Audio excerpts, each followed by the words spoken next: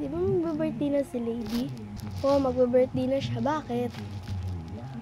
Lady, ano yon?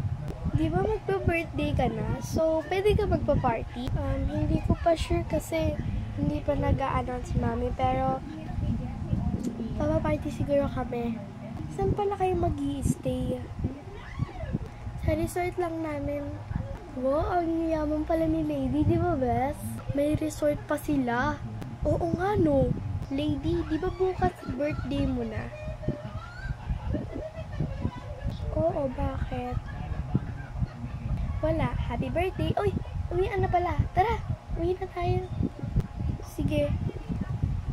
Ma, gusto ko ng iPhone para sa birthday ko. Anak, wala kasi pera ang mama. Wala naman ako may ibigay sa'yo at di kita mabibilan. Ano ba yan, ma? Minsan na nga lang ako humiling, ganyan ka pa.